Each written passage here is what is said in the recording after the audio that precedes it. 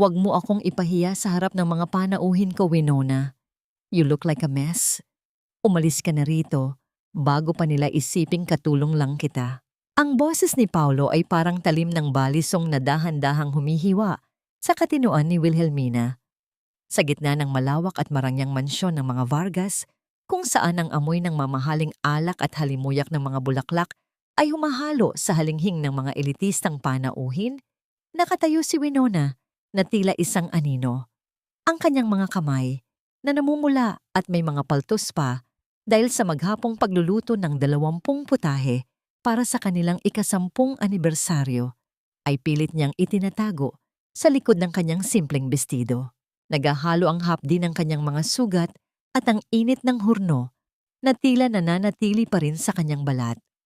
Sa kusina, siya ang reyna ng pagpapakasakit, naghiwa, naggisa at nagpakulo ng pagmamahal para sa pamilyang kailanman ay hindi siya kinilala. Ngunit dito sa bulwagan, siya ay isang dungis sa makinis na sahig na marmol. I spent all day preparing your favorites, Paulo. Akala ko ngayong anniversary natin. Hindi natapos ni Winona ang kanyang pangungusap. Isang matalas na tunog ng pagkabasag ng kristal ang pumutol sa hangin. Sa paanan niya, ang basong hawak ni Cheska Montemayor ay nagkapira-piraso.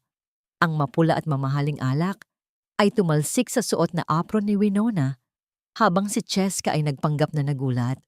Ang kanyang mga mata ay kumikinang sa tuwa sa likod ng huwad na pag-aalala. Oh my God! I'm so sorry, Winona. My hand slipped. It's just, the floor is so slippery, right? Wika ni Cheska sa tono na tila isang huni ng ahas.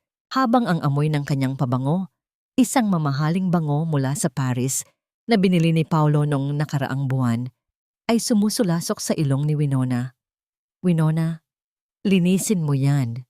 Now. Utos ni Paulo. Walang bakas ng pagmamahal, walang kahit katiting na pagkilala sa babaeng naging pundasyon ng kanyang tagumpay. Dahan-dahan, sa harap ng mapanghusgang mga mata ng mga donya at negosyante, lumuhod si Winona. Ang kanyang mga tuhod ay tumama sa malamig na marmol. Gamit ang kanyang mga kamay na may sugat, sinimulan niyang pulutin ang mga piraso ng bubog. Ang bawat piraso ay tila sumasalamin sa kanyang sariling pagkatao. Durog, na itatapon, at walang halaga. Nang akmang tatayo na siya gamit ang isang upuang kahoy sa kanyang tabi upang suportahan ang nangangatog niyang katawan, naramdaman niya ang isang malakas na puwersa. Sa isang mabilis na paggalaw, sinalat ng sapatos ni Paulo ang paa ng upuan at malakas itong itinalidwa. Nawalan ng balanse si Winona. Ang kanyang katawan ay bumagsak ng pasubsob sa sahig. Ang kanyang mga tuhod ay muling tumama sa mga natitirang bubog at naramdaman niya ang malapot at mainit na likido na dumadaloy mula sa kanyang balat. Hindi iyon alak. Iyon ay dugo. Isang nakabibinging katahimikan ang bumalot sa silid bago ito napalitan ng mahihinang tawanan at bulungan. Ang hiya, ang dambuhalang multo ng kulturang Pilipino, ay sumakal sa kanyang lalamunan. Ang kanyang muka ay nag-aapoy sa tindi ng kahihiyan habang nakasubsob siya sa paanan ng empaning kanyang atwa at ng kerida nito. Yumuko si Paulo, sapat lamang para tanging si Winona ang makarinig ng kanyang mga salitang puno ng lason.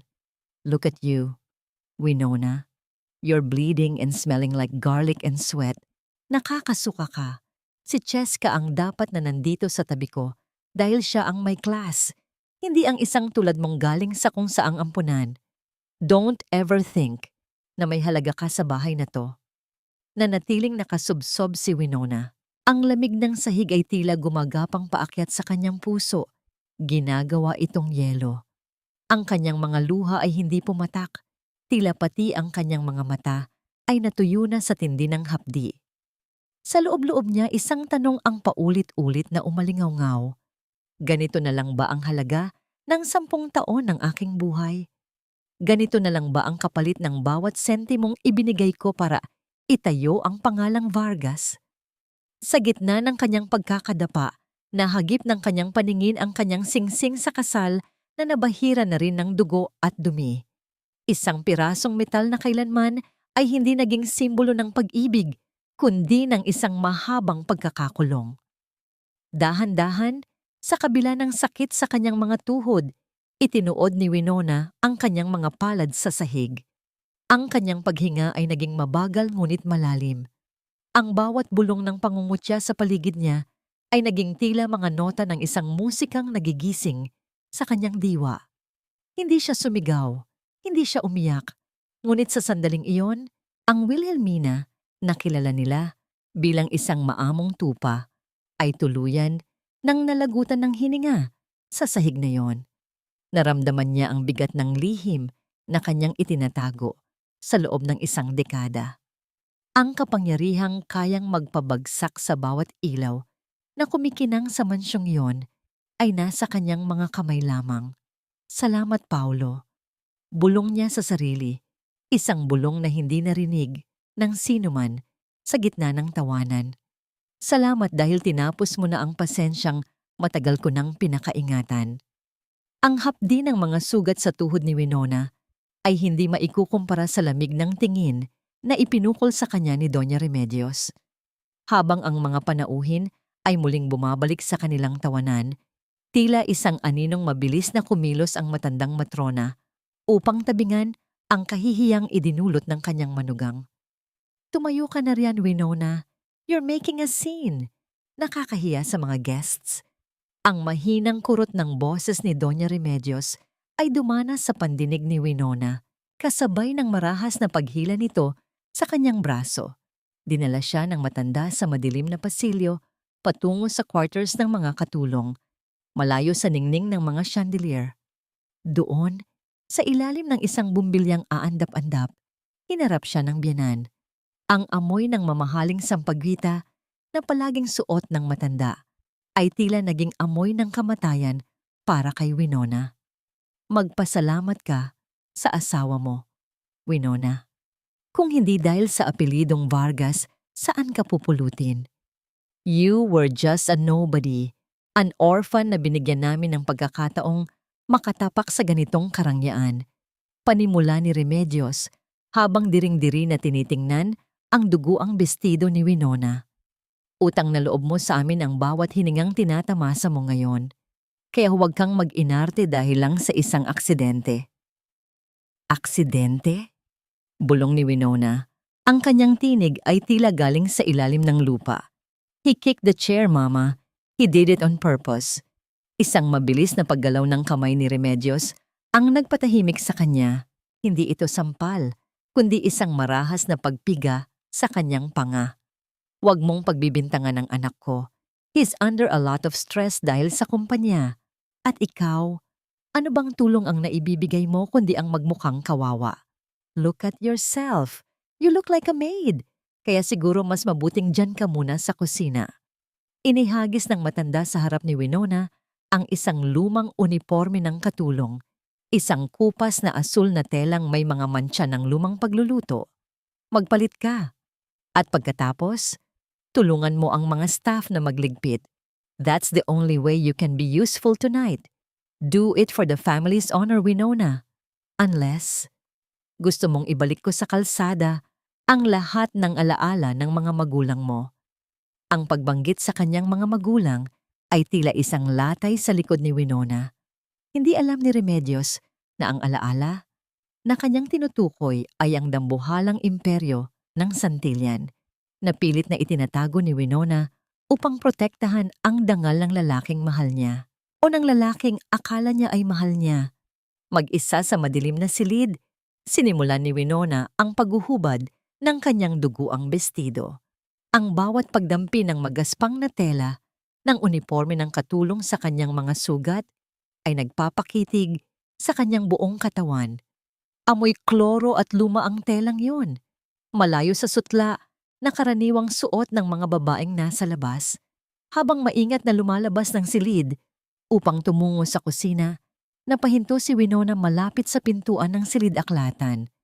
Bahagyang nakabukas ang pinto at mula sa loob ay narinig niya ang lagaslas ng alak na isinasalin sa baso, kasabay ng pamilyar na halakhak ni Paulo.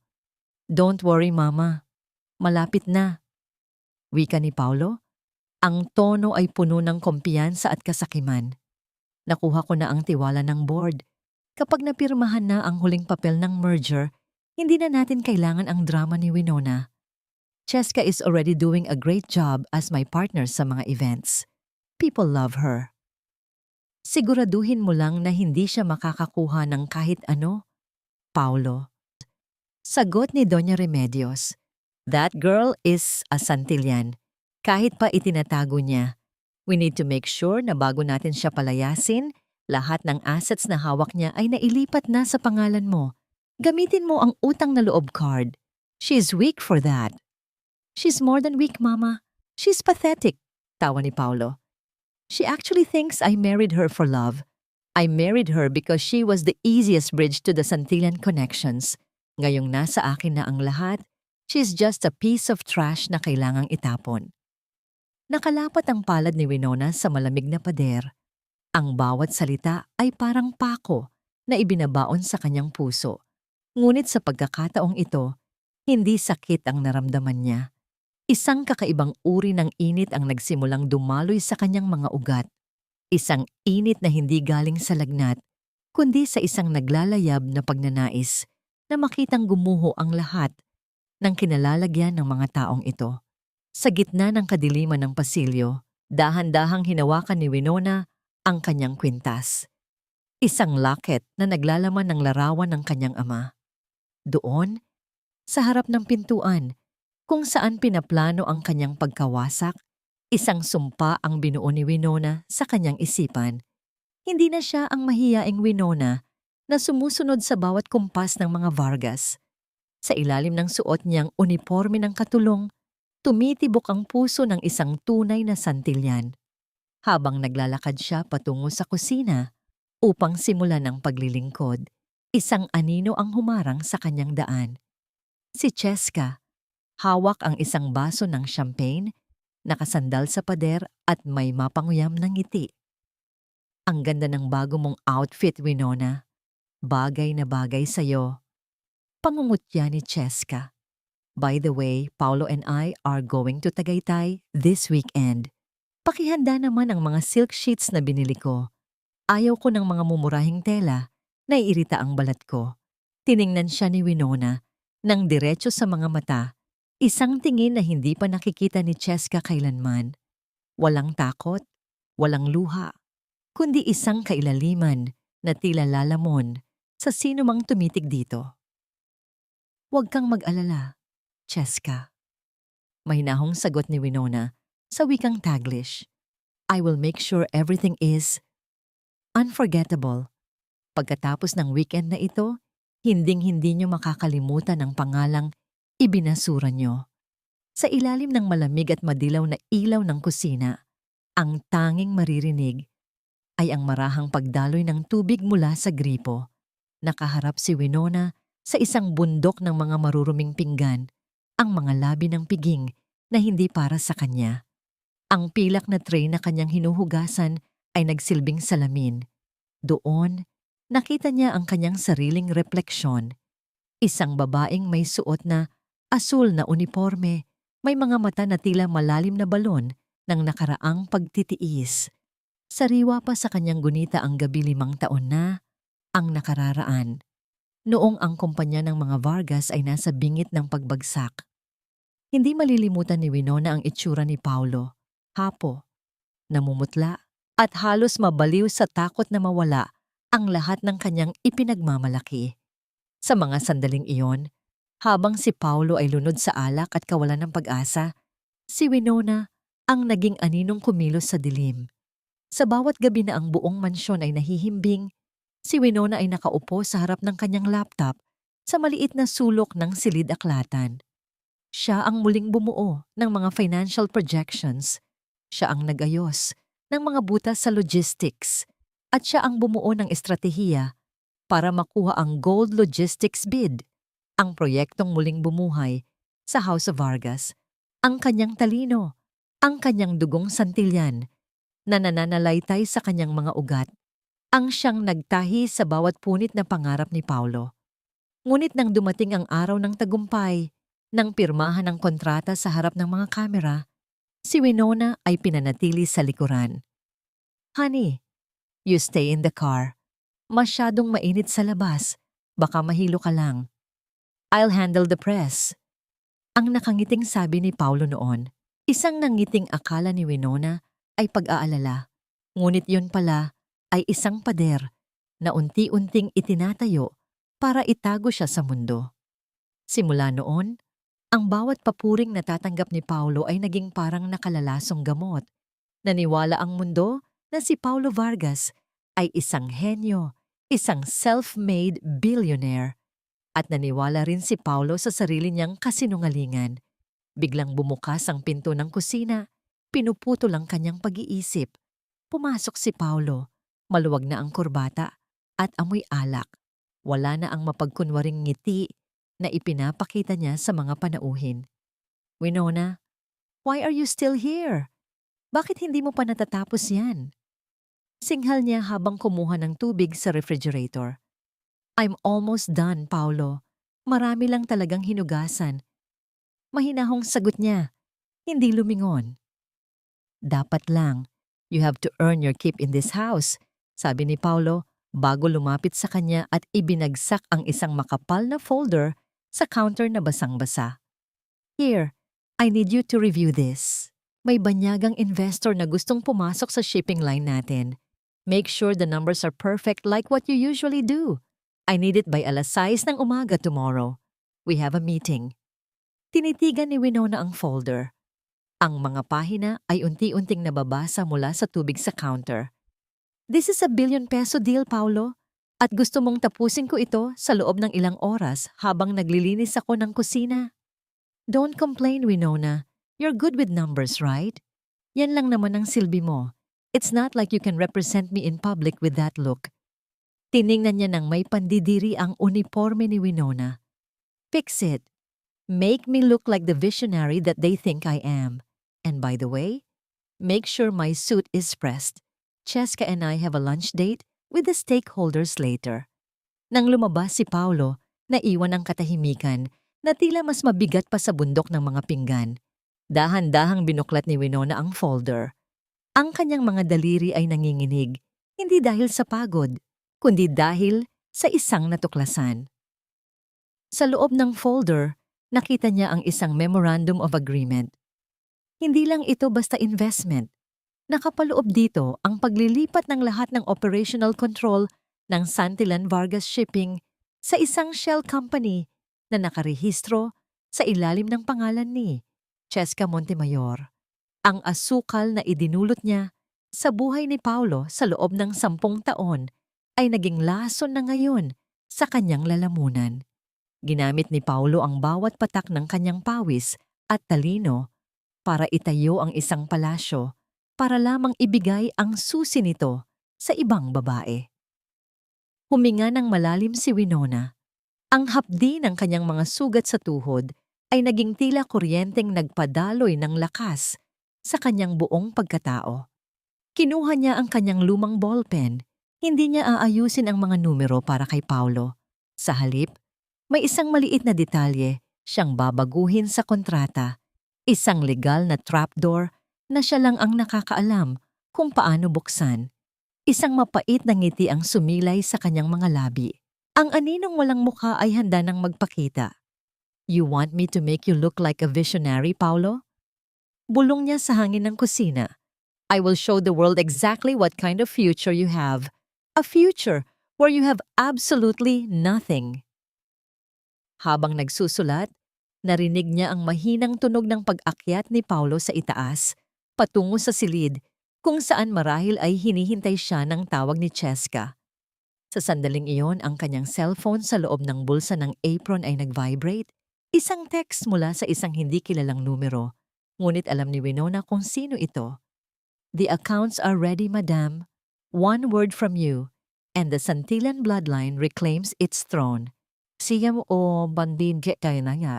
Ang madaling araw ay dumating na may kasamang malamig na simoy ng hangin, ngunit para kay Winona, ang ginaw ay hindi nanggagaling sa labas, kundi sa bawat patak ng tubig na dumadaloy sa kanyang mga kamay. Sa likod ng mansyon, sa dirty kitchen na malayo sa paningin ng mga kapitbahay, nakaharap siya sa isang batya ng mga labada. Ayon kay Doña Remedios, ang isang mabuting asawa ay dapat marunong magkuskos ng sariling gamit ng pamilya upang manatili ang biyaya. Isang malupit na kabalintunaan para sa isang babaeng ang pamilya ay nagmamay-ari ng pinakamalaking kumpanya ng transportasyon sa bansa. Ang bawat kuskos ng magaspang na sabon sa tela ay nagpapakitig sa kanyang mga sugatang daliri. Ang hapdi ng mga paltos na nakuha niya sa pagluluto kagabi ay humahapdi sa tuwing nadidikit sa matapang na kemikal ng pampaputi. Kinuha niya ang puting polo ni Paulo. Ang polong suot nito noong sinabi nitong may overtime meeting siya noong nakaraang Martes. Habang inilulubog niya ito sa tubig, isang pamilyar at masangsang na halimuyak ang humalik sa kanyang pangamoy. Hindi iyon amoy ng kanyang detergent. Iyon ay ang matamis at malagkit na amoy ng banilya at rosas, ang pabango ni Cheska. Kasabay ng amoy na yon ay ang paglutang ng isang maliit na piraso ng papel mula sa bulsa ng polo. Maingat itong kinuha ni Winona. Isang resibo mula sa isang tanyag na jewelry shop sa Makati. Diamond pendant, 1.5 milyong piso. Nanigas ang buong katawan ni Winona. Ang halagang iyon ay eksaktong halaga na hiningi niya kay Paulo noong nakaraang buwan para sa pagsasaayos ng puntod ng kanyang mga magulang na tinanggihan nito dahil gipit ang kumpanya. Ang bawat hibla ng polo ay tila naging mga daliri ni Paulo na sumasakal sa kanyang leeg. Ang pagtataksil ay hindi na lamang isang hinala. Ito ay isang piraso ng papel na basa at luma na sa kanyang palad. Ang aga mo palang magsimula, Winona. Napakasipag mo, talagang katulong. Ang tinig ni Cheska ay tila isang matalim na karayom na tumutusok sa katahimikan ng umaga. Nakatayo ang dalaga sa may pintuan. Suot ang isang manipis na silk robe na malinaw na pag-aari ni Paulo. Hawak niya ang isang baso ng mainit na tsa at ang usok nito ay nagdadala ng kaparehong amoy ng pabangong nasa polo ni Paulo. I hope you're washing those properly. Dagdag ni Cheska habang lumalapit. Ang bawat hakbang ng kanyang tsinelas ay tila pagtapak sa dignidad ni Winona. Paulo likes his shirts crisp and smelling like, well, like me. Di ba halata? Kahit sa damit niya, ako ang hinahanap niya. Hindi kumibo si Winona. Ipinagpatuloy niya ang pagkakuskos kahit na ang kanyang mga kuko ay nagsisimula ng dumugo. Ang hiya ay wala na roon. Ang tanging natitira ay ang isang nagbabagang uling sa kanyang dibdib. Bakit ka ba nagtitiis, Winona? Patuloy ni Cheska. Pilit na ginagalit ang babaeng nasa harap niya. You're pathetic. Nakaluhod ka sa dumi habang ako nasa kama ng asawa mo. Don't you have any pride left?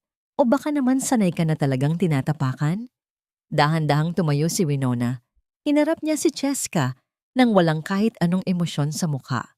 Ang kanyang mga kamay na basa at nanginginig sa ginaw ay dahan-dahang itinaas. Hawak ang resibong nakuha niya.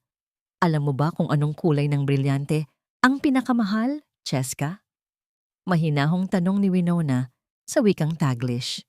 Naitigil ni Cheska ang pag-inom ng tsa. Bahagyang nagulat sa kalmado ng boses ni Winona. What are you talking about? Ang pinakamahal na brilyante ay yung walang bahid ng dumi. Pure, clear, sabi ni Winona, habang dahan-dahang pinupunit ang resibo sa harap ng mukha ni Cheska. Kagaya ng tiwala at kagaya rin ng galit ko. This pendant you're wearing, it's not a gift. It's a bribe for your soul. Enjoy it while it lasts, because soon, even the clothes on your back will be reclaimed by the owner. Biglang lumabas si Doña Remedios mula sa kusina, nakataas ang kilay. Winona, why are you talking back to Cheska? At bakit tumigil ka sa paglalaba? Ang dami pang gawain. At ikaw, Cheska Hiya, pumasok ka na sa loob Baka mahipan ka ng masamang hangin dito sa labas. Tumingin si Remedios kay Winona nang may pandidiri. Yung singsing mo, Winona. Bakit wala sa daliri mo? Huwag mong sabihing na iwala mo ang simbolo ng kasal niyo ni Paulo. Tiningnan ni Winona ang kanyang kamay, ang kanyang singsing sa kasal. Ang singsing na akala niya ay ginto, ngunit nalaman niyang isang huwawad na tanso ay tuluyan ng nahulog sa ilalim ng batya ng maruming tubig. Nasa tamang lugar na ang singsing na yon, Mama. Sagot ni Winona. Ang kanyang boses ay tila isang hatol ng kamatayan, kasama ng lahat ng dumi at kasinungalingan sa bahay na to. Tumalikod si Winona at naglakad palayo. Iniiwan ang dalawang babaeng naguguluhan at nanggagalaiti. Pagpasok niya sa kanyang maliit na silid, kinuha niya ang isang itim na folder na nakatago sa ilalim ng kanyang kama. Sa loob niyon ay ang mga dokumentong magpapatunay na ang lupang kinatatayuan ng mansyon ng mga Vargas ay hiram lamang mula sa kanyang pamilya. Ang amoy ng detergent at dugo sa kanyang kamay ay unti-unting napalitan ng amoy ng lumang papel at tinta. Ang digmaan ay hindi na lamang tungkol sa isang lalaki. Ito ay tungkol sa pagbawi sa lahat ng ninakaw sa kanya, pati na ang kanyang pangalan. Ang sikat ng araw na pumasok sa bintana ng dining room ay hindi nagdala ng init, kundi isang malupit na liwanag na naglantad sa bawat dumi sa loob ng mansyon ng mga Vargas. Amoy ng bagong sangag na kanin at piniritong longganisa ang bumabalot sa hangin. Mga pagkaing inihanda ni Winona simula pa noong 4:00 ng madaling araw. Ngunit ang bango ng pagkain ay tila nalunod sa masangsang na amoy ng pagtatraidor. Nakatayo si Winona sa gilid ng mahabang mesa, hawak ang pitsel ng sariwang juice. Ang kanyang mga mata ay nakapako sa eksenang nasa harap niya, isang eksenang mas masakit pa sa bawat latay ng kahapon. Nakatira na si Cheska sa loob ng mansyon. Winona, pakiserve naman ng kape si Cheska. She had a long night assisting me with the international accounts, utos ni Paulo, habang hindi man lang tumitingala mula sa kanyang tablet. Ang kanyang boses ay tila isang utos sa isang alipin, walang bakas, ng pagkilala sa babaeng kabahagi ng kanyang buhay sa loob ng 10 taon. Yes, Paulo, assistance indeed. Mahinahong sagot ni Winona. Lumapit siya kay Cheska na ngayon ay nakaupo sa mismong silya na para sana sa asawa ng may-ari ng bahay. Suot ni Cheska ang isang mamahaling silk robe na kulay rosas. Ang kanyang mga kuko ay bagong gawa. Kumikinang sa ilalim ng liwanag ng chandelier. Make it black, Winona. No sugar. Ayaw kong tumaba. Unlike some people here na mukhang napabayaan na ang sarili sa kusina. Pangungutya ni Cheska sa wikang Taglish. Kinuha niya ang kanyang cellphone at nagsimulang mag-selfie. Tila ba ang mansyong yon ay kanya na. Dumating si Doña Remedios, suot ang kanyang maskara ng huwad na kabanalan. Humalik si Cheska sa pisngi ng matanda. Isang eksenang tila isang pamilyang nagmamahalan kung hindi mo alam ang katotohanan. Mama, look at the project Winona reviewed last night. Perfect, right? Paulo will surely get the deal today, sabi ni Cheska, na tila ba siya ang may gawa ng lahat ng sakripisyo ni Winona. Of course, Hija. That's what a good assistant does. Unlike others na puro lang reklamo at pagpapahirap sa anak ko, sagot ni Remedios habang matalim na tumingin kay Winona. Winona, bakit nakatayo ka lang dyan? Serve the coffee. Habang isinasali ni Winona ang mainit na kape, naramdaman niya ang panginginig ng kanyang mga kamay. Hindi dahil sa takot, kundi dahil sa isang namumuong bagyo sa kanyang kalooban. Sa bawat patak ng itim na likido, naaalala niya ang bawat gabing hindi siya natulog para lamang ayusin ang mga pagkakamali ni Paulo sa kumpanya. Ouch! Careful! You almost spilled it on my robe. Do you have any idea how much this costs? It's more than your year's worth of whatever it is you do here. Sigaw ni Cheska nang bahagyang tumalsik ang isang maliit na patak ng kape sa gilid ng kanyang tasa. I'm sorry, Cheska. Masyadong mainit ang kape, kagaya ng kapal ng mukha mo sa bahay na to. Mahinahong sabi ni Winona. Sapat lamang para marinig ng tatlo na nahimik ang buong silid. Ibinaba ni Paulo ang kanyang tablet at tumayo ng marahas. Ang kanyang mukha ay namumula sa galit. What did you just say? Banta ni Paulo. I said, ang kape ay para sa mga taong gising, Paulo. Pero mukhang kayong tatlo, mahimbing pa ang tulog sa panaginip nyo. Sagot ni Winona, tinitigan ang asawa ng diretso sa mga mata. Assistant? Isang modelo na walang alam sa logistics ang magiging assistant mo? Paulo, stop gaslighting me. Alam nating lahat kung bakit siya nandito.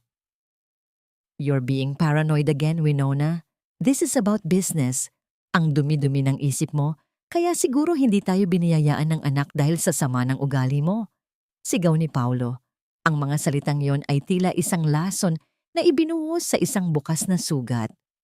Ang pagiging baog, isang bagay na hindi kailanman napatunayan, ngunit palaging ibinibintang sa kanya. Ang pinakamasakit na sandata na ginagamit nila laban sa kanya. Huwag mong pagsalitaan ng ganyan si Paulo, Winona. Utang na loob mo sa pamilyang ito ang lahat. Kung hindi dahil sa amin, isang pulubi ka lang na naglalakad sa kalsada. Sabat ni Remedios. Ang kanyang boses ay puno ng puot. Utang na loob? Mahinahong tawa ni Winona, isang tawang walang katuwaan, kundi puno ng pait. Sino nga ba ang may utang na loob kanino, Mama? Sino ang nagbayad ng utang ni Paulo sa kasino 5 taon na ang nakararaan?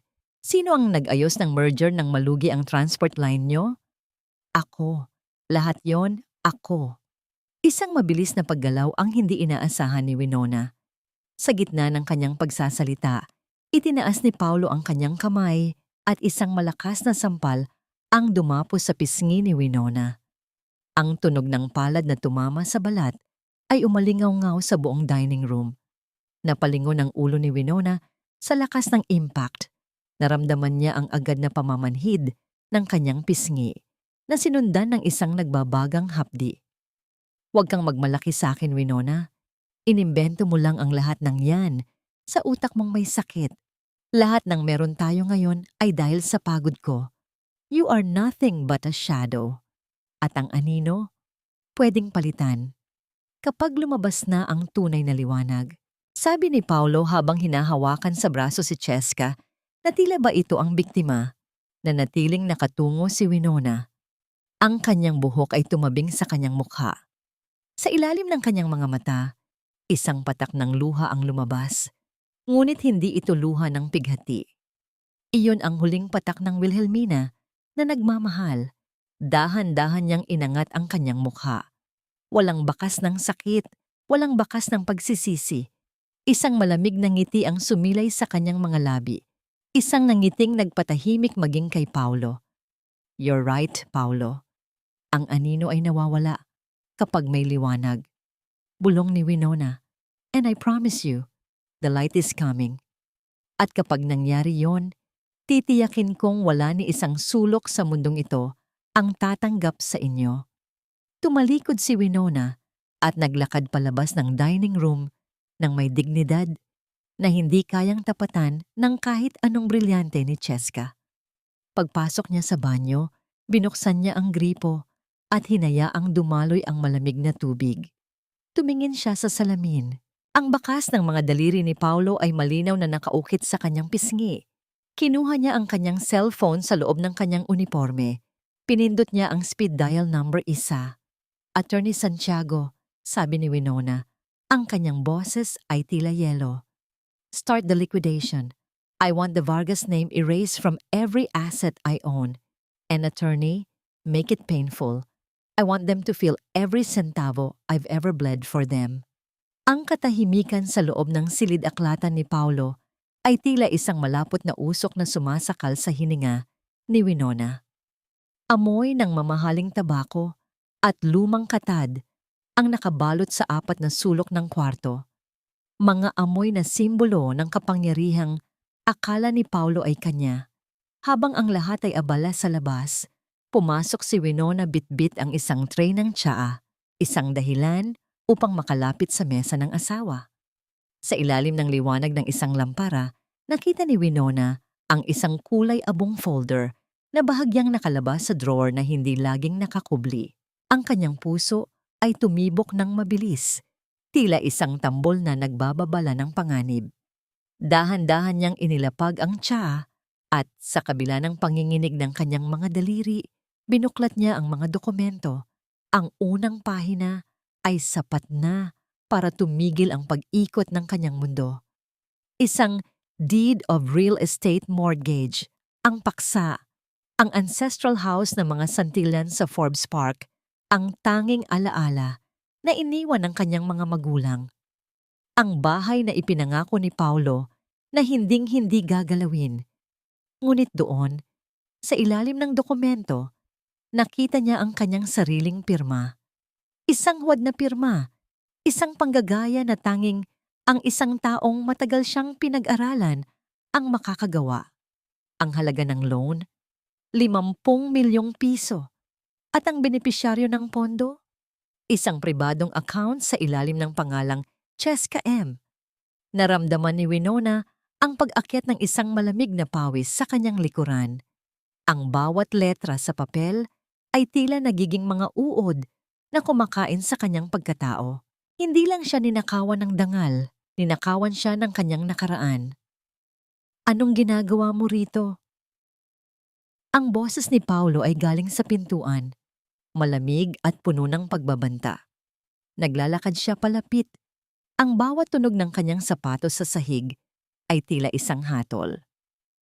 Bakit mo isinangla ang bahay ng mga magulang ko, Paulo? Mahinahong tanong ni Winona, bagamat ang kanyang boses ay nanginginig sa tindi ng puot. And for what? Para ibili ng sariling isla si Cheska? Isang mapait na tawa ang kumawala sa mga labi ni Paulo. Kinuha niya ang folder mula sa kamay ni Winona at itinapon ito sa mesa. Isipin mo na lang na investment yon, Winona. Inaalagaan ko lang ang future natin. Besides, anong gagawin mo sa lumang bahay na yon? It's just a pile of bricks. At least with the island, Cheska can build her brand, which will eventually bring more money to my company. Your company? Muling tanong ni Winona. Paulo, you wouldn't even have a desk to sit on if it wasn't for my family's connections. Connections? Yan na naman tayo sa drama mong yan. Sigaw ni Paulo, ang kanyang mukha ay malapit na sa mukha ni Winona. Lahat ng meron ako ngayon, pinagtrabahuhan ko. Ako ang humaharap sa board. Ako ang pumipirma ng deals. Ikaw? Tagalinis ka lang ng kalat ko. Huwag mong isumbat sa akin ang apelyidong Santillan dahil matagal nang patay ang mga magulang mo at ang tanging dahilan kung bakit ka pa humihinga ng maluwag ay dahil sa akin.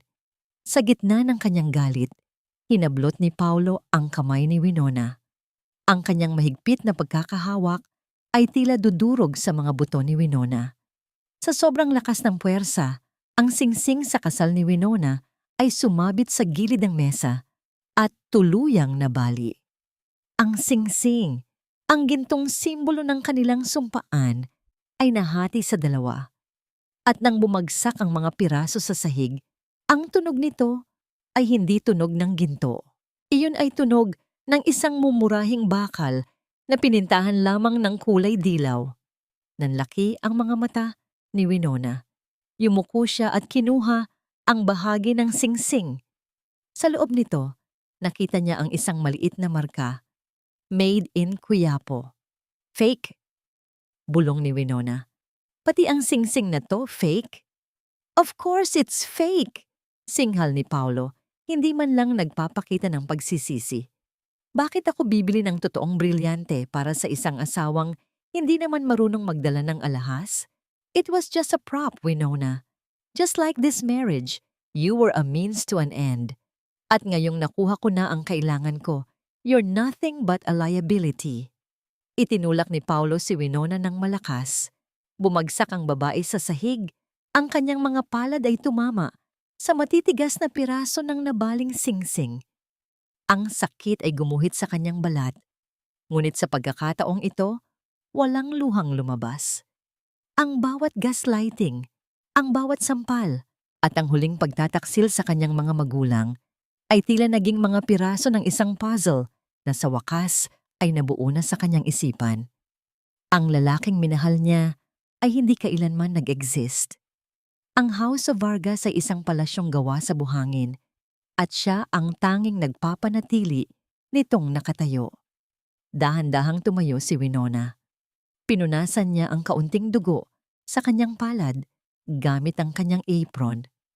Tumingin siya kay Paulo, isang tingin na punong-puno ng pagkasuklam, ngunit may kasamang isang nakakakilabot na katahimikan. "You're right, Paulo," sabi ni Winona sa wikang Taglish. "Liability na nga ako.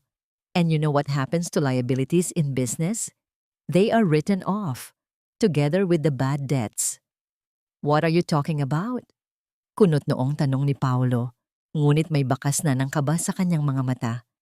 "Enjoy your island, Paulo. Enjoy your company," sabi ni Winona habang naglalakad patungo sa pinto. "Dahil bukas, pagising mo, matututunan mo kung paano bumalik sa putikan na pinanggalingan mo. You called me a shadow? Well, remember this. Even the strongest buildings crumble when the shadow, the foundation, decides to walk away." Lumabas si Winona ng silid ng hindi lumilingon. Ang bawat hakbang niya sa pasilyo ng mansyon ay tila pagbasag sa bawat dambana ng kasinungalingan na itinayo niya para kay Paulo. Pagdating niya sa kanyang maliit na kwarto, kinuha niya ang kanyang lumang passport at ang itim na folder. Hindi na siya si Winona Vargas, ang biktima. Siya si Wilhelmina Santillan. At ang paghihiganti ay hindi kailangang maging maingay. Kailangan lang itong maging legal. Ang ulan sa labas ng pawnshop sa kanto ng avenida ay tila isang walang katapusang iyak ng langit. Dinidilig ang maruming kalsada ng Maynila. Nakatayo si Winona sa ilalim ng isang sira-sirang waiting shed. Yakap-yakap ang kanyang sarili habang ang basang uniforme ay dumidikit sa kanyang nanginginig na balat. Amoy ng basang lupa at usok ng sasakyan ang humahalo sa kanyang bawat hininga. Sa loob ng kanyang palad, mahigpit niyang hawak ang 2 piraso ng nabaling singsing, ang huwad na simbolo ng 10 taon niyang pagtitiis. Nagpunta siya rito, hindi para sa sarili, kundi para kay Nanay Susing, ang matandang tagapagluto sa mansyon na tinanggal ni Doña Remedios nang walang abiso dahil lamang sa mabagal na itong kumilos. May sakit ang matanda at kailangan ng pambili ng gamot. Akala ni Winona, kahit paano, may halaga ang gintong nasa kanyang daliri. "Mrs., sigurado po ba kayo rito?" Tanong ng matandang lalaki sa likod ng salamin, habang sinusuri ang singsing gamit ang kanyang magnifying glass. "Bakit po? Magkano po ba ang makukuha ko riyan?" Umaasang tanong ni Winona. "Kahit 10,000 piso lang, sapat na para sa maintenance ni Nanay Susing." Isang mapait na ngiti ang sumilay sa labi ng alahero. Ibinaba niya ang gamit at iniabot ang singsing kay Winona. "Pasensya na po, Mrs. Pero wala po itong halaga. Ito ay purong tansol lamang na binalutan ng manipis na pintura. Kahit ang bato nito, hindi ito brilyante. Salamin lang ito na galing sa kung saang mumurahing laruan." Napatitig si Winona sa singsing. Ang salamin ay kumikinang pa rin sa ilalim ng ilaw ng shop. Tila ba nangungutya? 10 taon. 10 taon niyang iningatan ang isang bagay na wala palang halaga, kagaya ng kanyang kasal, kagaya ng kanyang mga sakripisyo. "Salamat po," bulong ni Winona. "Salamat. Dahil sa wakas, nalinawan na rin ako." Lumabas siya ng shop at hinayaan ang ulan na dumana sa kanyang mukha. Hindi na niya alam kung luha pa ba ang umaagos o tubig ulan na lamang. Naglakad siya patungo sa isang malapit na estero. Doon, sa gitna ng mga basura at maruming tubig na dumadaloy sa kanal, binitiwan niya ang mga piraso ng singsing. Narinig niya ang mahinang tunog ng bakal na tumama sa semento bago ito tuluyang nilamon ng madilim na tubig. Paalam, Winona Vargas. Bulong niya sa hangin. Patay na ang babaeng naniwala sa iyong mga kasinungalingan. Sumakay siya ng jeep patungo sa isang lumang gusali sa Binondo. Ang gusali kung saan matatagpuan ang mga vault ng pamilyang Santillan. Ang bawat hakbang niya sa loob ng malamig at tahimik na hallway ay tila pagbabalik ng kanyang tunay na pagkatao. Ang mga security guard na dati ay yumuyukod sa kanyang ama ay naguguluhang tumingin sa babaeng basang-basa at suot ang uniforme ng isang katulong. Ngunit nang ilabas ni Winona ang kanyang biometrics at itapat ang kanyang mga mata sa scanner, ang malaking pinto ng vault ay bumukas ng may mabigat na tunog ng mga mekanismong gumagalaw. Sa loob niyon, hindi pera ang kanyang kinuha. Kinuha niya ang isang maliit at itim na satellite phone, ang regalong ibinigay ng kanyang ama bago ito pumanaw. In case the world turns its back on you, Wilhelmina, naalala niya ang boses ng kanyang ama. This phone is connected to the foundation of everything I built. One call, and you reclaim your throne. Pinindot ni Winona ang tanging numerong nakarehistro roon. Ang bawat ring ay tila isang pintig ng puso na muling nagigising. Hello? Isang baritonong boses ang sumagot mula sa kabilang linya. Si Attorney Santiago, ang pinakapinagkakatiwalaang tauhan ng mga Santillan. Attorney, it's me. Wilhelmina. Ang boses ni Winona ay hindi na nanginginig. Ito ay malamig, matalim, at puno ng awtoridad. Praise God. Madam Wilhelmina, we've been waiting for 10 years. Nasaan po kayo? Anong kailangan niyong gawin namin? Bakas ang emosyon sa boses ng matanda. Tumingin si Winona sa kanyang refleksyon sa makintab na pader ng vault. Nakita niya ang bakas ng sampal ni Paulo sa kanyang pisngi. Nakita niya ang pagod sa kanyang mga mata. Ngunit higit sa lahat, nakita niya ang apoy na matagal na niyang pilit na pinapatay. Activate the clean sweep protocol, Attorney. Utos ni Winona sa wikang Taglish.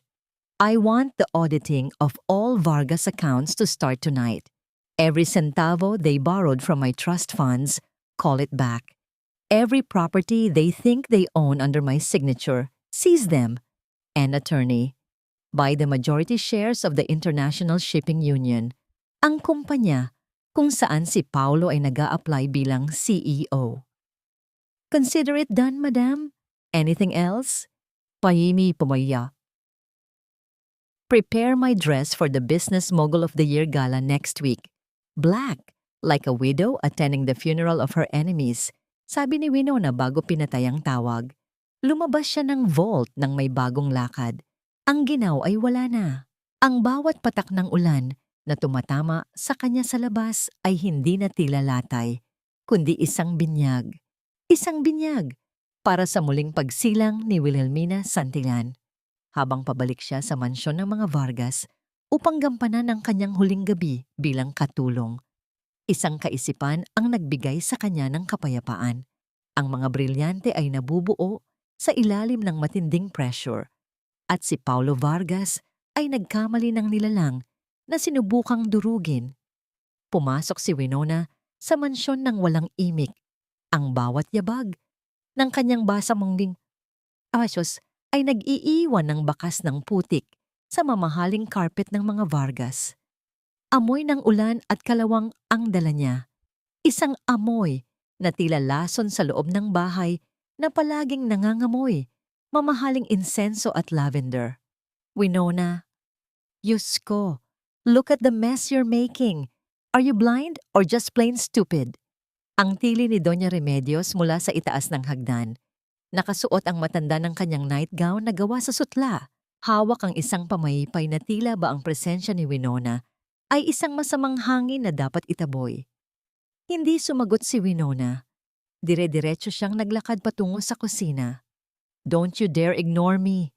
Maglinis ka bago ka pumasok sa kwarto mo. At ihanda mo ang tsaa ni Paulo. Nasa silid aklatan siya kasama si Cheska.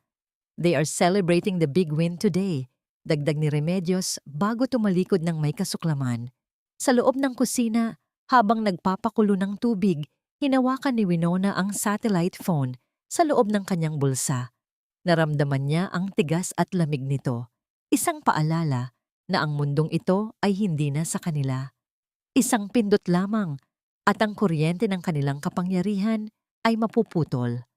Ngunit hindi pa ngayon. Gusto niyang panoorin ang kanilang huling sayaw sa ibabaw ng apoy. Inihanda niya ang tsa. Jasmine tea, ang paborito ni Cheska. Ngunit sa pagkakataong ito, hindi lang tsa ang ibibigay niya. Dinala niya ang tray sa silid-aklatan. Pagbukas ng pinto, nakita niya si Paulo na nakasandal sa kanyang swivel chair, habang si Cheska ay nakaupo sa gilid ng mesa, hawak ang isang baso ng champagne. Ang amoy ng tagumpay o ang akala nilang tagumpay ay nangingibabaw sa silid. Ayan na pala ang ating luck charm. Tawa ni Paulo nang makita si Winona. Winona, you did a great job on those numbers. The board was impressed. Sinasabi ko na nga ba, may pakinabang ka rin kahit papaano. Congratulations, Paulo. Mahinahong sabi ni Winona habang inilalapag ang tsa sa harap ni Cheska. Oh, thank you, Winona. You know, once Paulo becomes the CEO of ISU, we might give you a little bonus. Baka makabili ka na ng totoong alahas, hindi yung mga basag na salamin na itinatapon mo. Pangungutya ni Cheska habang dahan-dahang humihigop ng tsaa. Tumingin si Winona kay Paulo. Isasama mo ba si Cheska sa gala next week, Paulo? Of course, everyone who matters in the business world will be there. I need a woman who can represent the brand. At alam mo naman, Winona, you don't fit the image anymore, sagot ni Paulo nang walang katorya-torya. Kinuha niya ang folder na inayos ni Winona kagabi at hinalikan ito. This contract. This is my ticket to the top. Hindi alam ni Paulo na sa loob ng kontratang iyon, sa Clause 14B, may isang maliit na probisyon na nagsasaad na ang lahat ng assets na gagamitin bilang collateral ay dapat dumaan sa pag-aproba ng Chief Beneficiary of Santillan Estate. At ang beneficiary na yon ay walang iba kundi ang babaeng kasalukuyang nagliligpit ng kanilang mga pinagkainan. Inumin mo ang tsaa mo, Cheska. It's good for the nerves, sabi ni Winona. Isang misteryosong ngiti ang sumilay sa kanyang mga labi. Biglang tumunog ang cellphone ni Paulo. Ang kanyang muka ay agad na nagliwanag. It's Attorney Santiago. Baka gusto na nilang i-finalize ang appointment ko as CEO. Sinagot ni Paulo ang tawag sa speakerphone. Gustong ipagmalaki sa harap ni Winona at Cheska ang kanyang tagumpay. Hello, Attorney. Good evening. Ready na ba ang lahat para sa announcement? Masiglang bati ni Paulo. Ngunit ang boses mula sa kabilang linya ay hindi ang masayang boses na inaasahan niya. Ito ay malamig at formal. Mr. Vargas, tumatawag ako para ipaalam na ang lahat ng iyong personal at corporate accounts sa Santillan Trust ay pansamantalang naka-freeze simula ngayong 10:00 ng gabi. Nawala ang nangiti ni Paulo. Ang baso ng champagne sa kamay ni Cheska ay bahagyang nayanig. What? Anong freeze? Attorney, may pagkakamali yata. I just signed the biggest deal of the year. Actually, Mr. Vargas, ang kontratang pinirmahan nyo ay nag-trigger ng isang security audit. At ayon sa utos ng ating major shareholder, ang lahat ng pondo ng House of Vargas ay sasailalim sa liquidation dahil sa mga hinala ng fraud at unauthorized use of Santillan assets. Sino? Sinong shareholder ang may gawa nito? Sigaw ni Paulo. Ang kanyang boses ay nagsisimulang pumiyok sa takot. The shareholder is currently in your presence, Mr. Vargas. Sagot ni Attorney Santiago bago pinutol ang tawag. Napako ang tingin ni Paulo at Cheska kay Winona. Ang silid ay binalot ng isang nakabibinging katahimikan. Dahan-dahang tinanggal ni Winona ang kanyang apron at itinapon ito sa sahig. Ang asul na unipormeng naging simbolo ng kanyang pagkaalipin. Anong Anong ibig sabihin nito, Winona? Nauutal na tanong ni Paulo. Lumapit si Winona sa mesa, kinuha ang folder at dahan-dahang pinunit ang unang pahina nito. Ang ibig sabihin nito, Paulo, ay tapos na ang oras ng paglalaro. Sabi ni Winona sa wikang Taglish, ang boses niya ay tila isang hatol na nanggagaling sa langit. You wanted a visionary? Well, look at me. Because I am the only vision you will see before you lose everything. Biglang namatay ang lahat ng ilaw sa mansyon, maliban sa liwanag ng buwan na tumatama sa mukha ni Winona. Sa dilim, ang kanyang mga mata ay kumikinang. Hindi dahil sa luha, kundi dahil sa alab ng isang reynang muling nagbalik. Sa gitna ng kadiliman ng silid-aklatan, ang tanging nagbibigay ng liwanag ay ang malamig na sinag ng buwan na tumatama sa mukha ni Winona. Amoy ng takot at pawis ang unti-unting pumapalit sa bango ng mamahaling tabako ni Paulo. Ang katahimikan ay tila isang buhay na nilalang na dahan-dahang sumasakal sa hininga ng dalawang taong nasa harap niya. Winona, ano itong biro na ito? Ang boses ni Paulo ay nanginginig. Pilit na ibinabalik ang kanyang awtoridad, ngunit bigo siya. Shareholder, you? Huwag mo akong patawanin. Isang hamak na ulila ka lang na pinulot ko sa putikan. Baka kung anong lason na ang ibinigay mo kay Attorney Santiago para sabihin, yon. Dahan-dahang lumapit si Winona sa swivel chair ni Paulo. Ang bawat hakbang niya ay tila isang tunog ng orasan na nagbibilang ng huling sandali ng isang sentensyado. Umupo siya sa upuan ng asawa, ang trono na itinayo niya para sa lalaking hindi karapat-dapat. Lason, Paulo? No. Ang tanging lason dito ay ang 10 taon ng pagtitiis ko sa bahay na to. Mahinahong sabi ni Winona. Ang kanyang boses ay parang haplos ng isang matalim na labaha. Maupo kayo. Mag-usap tayo bilang mga business partners. You bitch! Ang tili ni Cheska. Akmang susugod ang dalaga, ngunit napatigil siya nang makita ang malamig na kinang sa mga mata ni Winona. Ipapulis kita. Magnanakaw ka. Pinakialaman mo ang kumpanya ni Paulo. Kumpanya ni Paulo? Tumingin si Winona kay Cheska nang may halong awa. Cheska, honey, ang kumpanyang tinutukoy mo ay nakatayo sa lupang pag-aari ng Santillan. Ang mga barkong ipinagmamalaki nyo ay binili gamit ang aking trust fund. Ang bawat sentimong ginastos mo sa iyong mga bag at alahas ay galing sa pawis ng aking mga magulang. You're not a partner, Cheska. You're just a parasite feeding on a host that I own. Naramdaman ni Paulo ang pangangatog ng kanyang mga tuhod. Lumapit siya kay Winona. Dahan-dahang lumuhod sa harap nito, isang posisyon na dati ay palaging ginagawa ni Winona para sa kanya. Winona baby, let's talk. Alam kong nagalit ka dahil kay Cheska. It was a mistake. Stress lang ako sa trabaho kaya ako nagpadala sa tukso. Pagsusumamo ni Paulo, ang kanyang chiu-chiu na boses ay puno ng huwad na pagsisisi. Let's fix this. I'll send Cheska away. I'll fire her. Just call Attorney Santiago and tell him everything is fine. We're a family, remember? Utang na loob, Winona, huwag mong sirain ang lahat. Isang mapait na ngiti ang sumilay sa labi ni Winona. Kinuha niya ang pitsel ng tsa at sinalinan ang baso ni Paulo. Honey tia, Paulo, paborito mo, di ba? Pamparelax ng isipan. Inabot ni Paulo ang baso nang nanginginig ang kamay at uminom ng malaki. Ngunit agad niyang naitigil ang pag-inom at nabulunan. Ang lasa ay hindi matamis. Ito ay sobrang pait, tila bakatas ng ngapdo at lason. Ano to? Bakit? Bakit ang pait? Ubo ni Paulo habang ang kanyang mukha ay namumula. Iyan ang lasa ng katotohanan, Paulo. Sabi ni Winona sa wikang Taglish. That's bitter melon extract. Bagay na bagay sa'yo. Sabi mo, di ba? Kailangan ko ring maging visionary. Well, I foresaw this moment. I foresaw na darating ang araw na luluhod ka sa harap ko.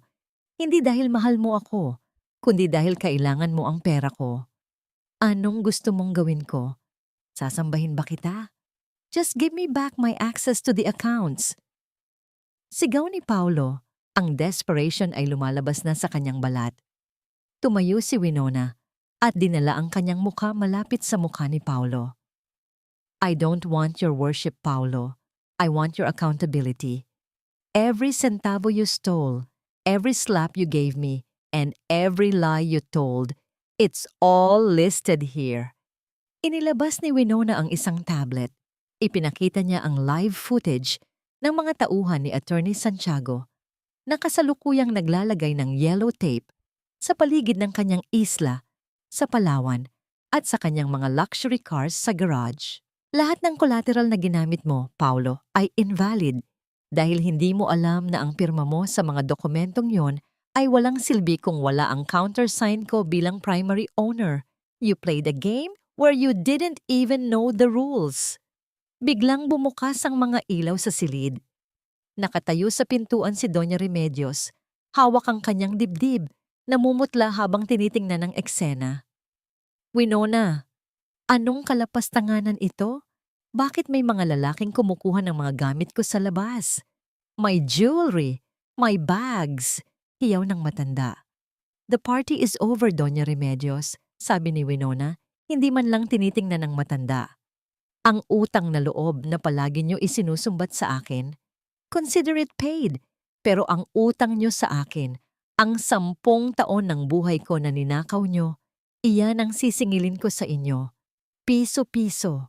Sa gitna ng kaguluhan, biglang tumayo si Paulo at hinablot ang leeg ni Winona. Ang kanyang mga mata ay nanlilisik sa galit. Hinding-hindi mo ako mapapabagsak ng ganito lang. Akin ang kumpanyang to. Papatayin kita bago mo makuha ang lahat. Ngunit bago pa man mahigpitan ni Paulo ang kanyang pagkakasakal, ang pinto ng silid-aklatan ay malakas na bumukas. 2 unipormadong pulis at si Attorney Santiago ang pumasok. Mr. Paulo Vargas, 6 ng pulis. Habang inilalabas ang posas, you are under arrest for corporate fraud, falsification of public documents, and physical injuries filed by Mrs. Wilhelmina Santillan. Nabitawan ni Paulo si Winona. Ang kanyang mukha ay nawalan ng kulay. Tumingin siya kay Winona na ngayon ay payapang inaayos ang kanyang gusot na buhok. Attorney Santiago, paki-assist na sila. Sabi ni Winona, ang kanyang boses ay tila isang anghel na nagbibigay ng sentensya ng kamatayan. And make sure the media gets a copy of the domestic violence video from the gala night. Let the world see the businessman of the year for who he really is. Habang hinihila si Paulo palabas, lumingon ito kay Winona nang may halo-halong galit at pagsusumamo. Ngunit si Winona ay hindi na tumitingin sa kanya. Nakatingin siya sa labas ng bintana sa pagsikat ng araw na tila nagbabadya ng isang bagong simula. Ang umaga sa mansyon ng mga Vargas ay hindi nagising sa amoy ng masarap na kape at bagong sangag na kanin. Sa unang pagkakataon, sa loob ng 10 taon, walang Wilhelmina na nagising ng 4:00 para magsilbi. Ang kusina ay malamig, tahimik, at nangangamoy alikabok. Isang piping saksi sa biglang paghinto ng buhay ng mga taong umaasa sa pawis ng isang katulong. Nakatayo si Wilhelmina sa gitna ng kanyang dating silid, ang maliit at masikip na kwarto sa tabi ng laundry area. Hawak niya ang isang malaking itim na trash bag. Isa-isa niyang itinapon ang mga lumang duster, ang mga unipormeng asul, at ang mga tsinelas na pudpod na sa kakamadali sa bawat tawag ni Paulo. Ang bawat piraso ng tela na itinatapon niya ay tila isang bahagi ng kanyang lumang pagkatao na binabaon na niya sa limot. Winona, anong ibig sabihin nito? Bakit walang pagkain sa mesa?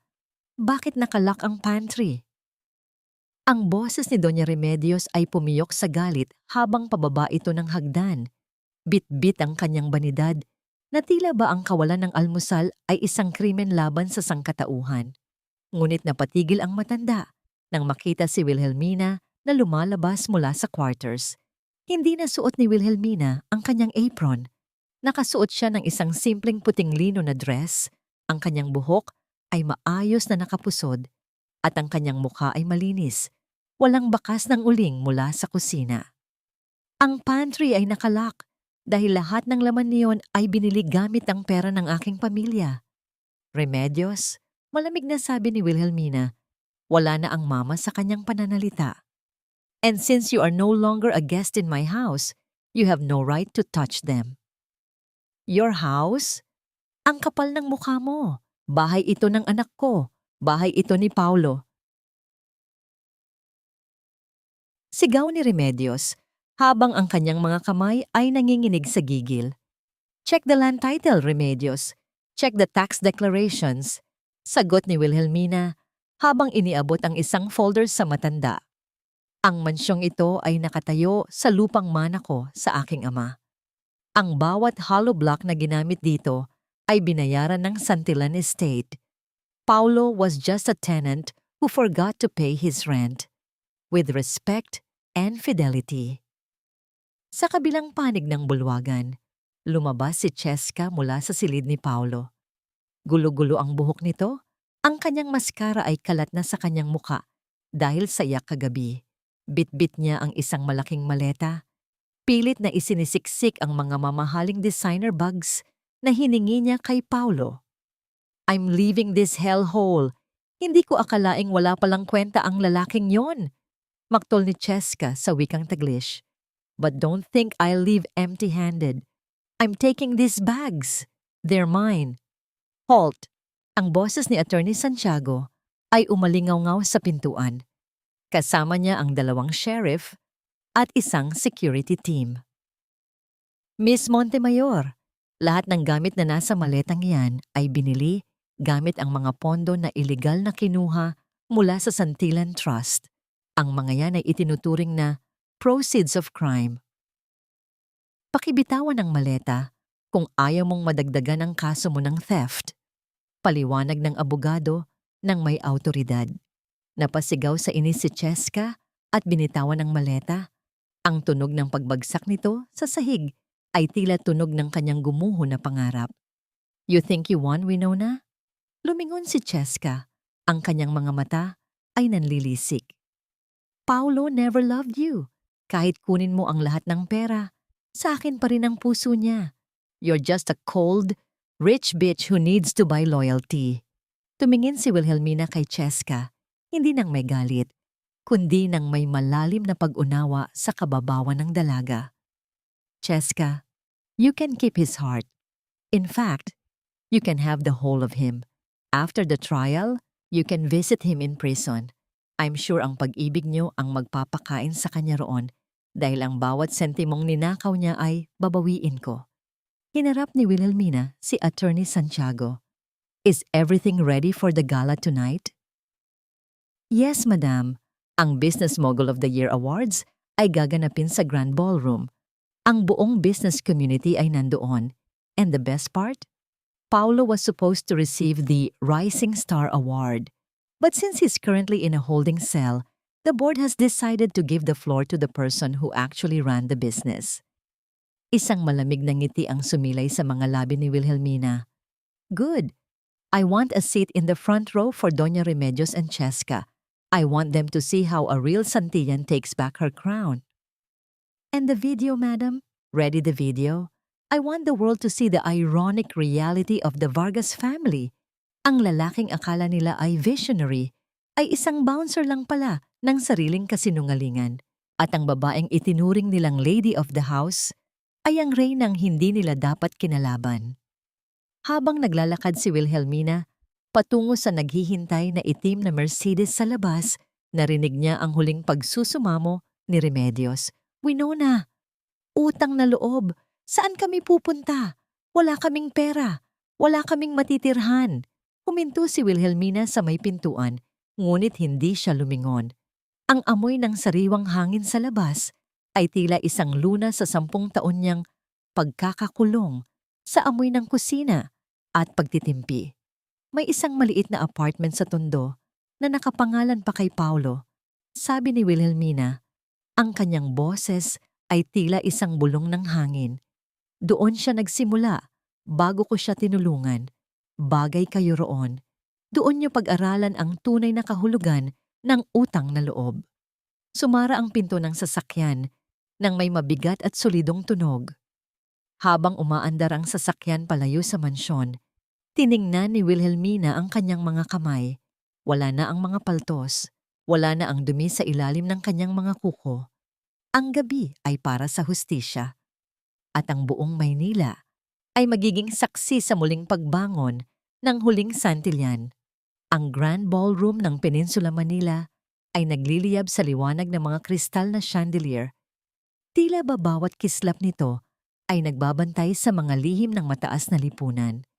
Amoy ng mamahaling sampagita, alak, at mga pabangong galing pa sa Europa ang humahalo sa malamig na hangin ng aircon. Sa gitna ng bulwagan, ang mga negosyante at elitista ay abala sa pakikipag-ngit-ngitan. Hindi alam na ang gabing ito ay hindi tungkol sa parangal, kundi tungkol sa paghuhugas ng dumi. Sa isang sulok, nakaupo sina Doña Remedios at Cheska. Suot nila ang kanilang pinakamagandang damit, na sa katotohanan ay ang huling mga gamit na hindi pa nasisis ng mga sheriff. Mukha silang mga reynang nawalan ng kaharian, pilit na itinatago ang kaba sa likod ng makapal na makeup. Mama, bakit tayo narito? Everyone is staring at us. Bulong ni Cheska sa wikang Taglish, habang pilit na tinatabunan ng kanyang clutch bag ang kanyang nanginginig na kamay. Manahimik ka, Cheska. Kailangan nating ipakita na hindi tayo apektado sa iskandalong ginawa ng babaeng yon. Paulo will be out soon, and he will fix this. Sagot ni Remedios, bagamat ang kanyang boses ay tila isang tuyong dahon na madaling mabuhay. Biglang tumahimik ang buong paligid nang umakyat sa entablado ang Master of Ceremonies. Ladies and gentlemen, tonight we honor excellence. The Business Mogul of the Year award was supposed to go to Mr. Paulo Vargas for his rising star performance in the shipping industry. However, huminto ang MC at ang isang malaking screen sa likod ay biglang bumukas. Imbes na mga graph ng kita at tagumpay, ang lumitaw sa screen ay isang video na kuha mula sa CCTV ng mansyon ng mga Vargas noong gabi ng anibersaryo. Malinaw na nakita ng lahat ang bawat detalye, ang pagluhod ni Winona sa gitna ng mga bubog, ang mapang-uyam na tawa ni Cheska, at ang marahas na pagbaligtag ni Paulo sa upuan na naging sanhi ng pagkadapa at pagdurugo ni Winona. Isang kolektibong singhap ng pagkagulat at poot ang bumalot sa ballroom. Ang gigil ng mga nanonood ay tila isang kuryenteng gumapang sa bawat mesa. Pero bago tayo magpatuloy, dagdag ng MC, nais naming ipakilala ang tunay na utak, ang tunay na investor, at ang tunay na President W na nagpatakbo ng bawat tagumpay na inakala natin kay Mr. Vargas. Please welcome the sole heir of the Santillan Empire, Miss Wilhelmina Santillan. Ang mga pintuan ng ballroom ay bumukas ng malakas. Pumasok si Wilhelmina. Suot ang isang itim na terno na gawa sa pinakamahusay na sutla. Ang kanyang leeg ay pinalalamutian ng mga tunay na brilyante ng mga santiyan, na tila ba bawat isa nito ay nagpapakita ng kanyang bagsik. Ang kanyang lakad ay puno ng awtoridad. Bawat hakbang ng kanyang takong sa sahig ay tila isang hatol ng kamatayan para sa mga Vargas. Umakyat siya sa entablado sa gitna ng masigabong palakpakan at mga bulungan ng paghanga. Tumingin siya ng diretso sa mesa ni Remedios at Cheska. Nakita niya ang bawat butil ng pawis sa noon ng matanda at ang pamumutla ni Cheska na tila ba hihimatayin na ito sa kahihiyan. Good evening, everyone! Simula ni Wilhelmina, ang kanyang boses ay malinaw at malamig. Sabi nila, ang tagumpay ay matamis, pero para sa akin, ang tagumpay ay ang lasa ng katotohanan pagkatapos ng 10 taon ng pananahimik. I gave my youth, my talent, and my love to a family who treated me like a floor mat. They thought I was a shadow they could step on. But tonight, I am stepping into the light. Lumingon siya sa screen kung saan naka-freeze ang larawan ni Paulo habang sinisipa ang upuan. Mr. Paulo Vargas is currently in jail, not just for the fraud he committed against my estate, but for the violence he thought he could hide behind closed doors. At ang parangal na ito, kinuha ni Wilhelmina ang tropeyong kristal at itinaas ito. Hindi ito para sa akin. Ito ay para sa bawat babaeng nakaranas ng gaslighting, bawat asawang minaltrato, at bawat taong sinabihan na wala silang halaga. This is the end of the Vargas era and the rebirth of the Santillan legacy. Sa gitna ng kanyang pagsasalita, tumayo si Cheska at sumigaw. Hindi na makayanan ang kahihiyan. You're lying. Inagaw mo lang ang lahat kay Paulo. Ngunit bago pa man makalapit si Cheska, hinarangan siya ng mga security guards. Ang mga panauhin na dati ay bumabati sa kanya ay tumalikod at nagtakip ng mga ilong. Tila ba ang amoy ng kanyang pagtataksil ay mas masangsang pa sa anumang basura. Attorney Santiago, pakilabas na ang mga guests ko. Utos ni Wilhelmina. Their presence is polluting the air of this celebration. Habang kinalakaladkad palabas sina Remedios at Cheska sa harap ng mga kamera ng media, tumingin si Wilhelmina sa tropeyong hawak niya. Ang bawat sugat sa kanyang kamay ay tila naghilom na sa sandaling iyon. Ang karma ay hindi dumating bilang isang bagyo. Dumating ito bilang isang kalmadong ngunit mapangwasak na baha. This is not a revenge. Bulong ni Wilhelmina sa mikropono. Sapat na para marinig ng lahat. This is justice. And justice, unlike a fake ring, never loses its shine. Ang selda sa istasyon ng pulisya ay nangangamoy ihi, kalawang at panis na pawis. Isang amoy na tila lason sa sistema ni Paulo Vargas. Nakaupo siya sa isang malamig at maruming semento. Ang kanyang mamahaling suit na nagkakahalaga ng daan-daang libo ay lukot-lukot na at may mantsa ng alikabok. Wala na ang kislap ng kanyang mga mata. Ang tanging natira ay ang pamumutla ng isang taong unti-unting nilalamon ng katotohanan. Attorney, nasaan ang bail ko? Bakit hanggang ngayon ay nandito pa rin ako? Sigaw ni Paulo sa tuwing may dumadaang pulis. Ang bawat kalansing ng mga susi sa pasilyo ay tila isang kuryenteng nagpapanginig sa kanyang buong katawan. Bumukas ang bakal na pinto at pumasok si Attorney Santiago. Bit-bit ang isang itim na briefcase, ngunit walang dalang kagalakan ang kanyang mukha. Mr. Vargas, wala kang bail. Ang lahat ng iyong ari-arian ay kasalukuyang nasa ilalim ng litis pendens. Ibig sabihin, wala kang pera, wala kang collateral, at wala ring bangko na gustong magpahiram sa iyo ng kahit isang piso. Paliwanag ng abogado sa malamig na tono. Hindi maaari ang mga barko, ang kumpanya. Lahat ng yon ay nakapangalan sa Santillan Trust, Paulo. Putol ni Santiago. Pinirmahan mo ang mga dokumentong nagpapatunay na ikaw ay isang empleyado lamang na may limitadong kapangyarihan. You were never the owner. You were just the face of a ghost company that Wilhelmina controlled from the start. Napsandal si Paulo sa pader. Ang lamig ng semento ay tila gumagapang sa kanyang puso. Nasaan si Winona? Gusto ko siyang makausap. Sasabihin ko sa kanya. Mahal ko siya. Maiintindihan niya ako. Ang asawa mo ay wala na rito, Paulo. Ang huling utos niya ay tiyaking mabulok ka sa loob. Hanggang sa mabilang namin ang bawat sentimong ninakaw mo, sabi ni Santiago, bago tumalikod at iniwan si Paulo sa kadiliman ng selda.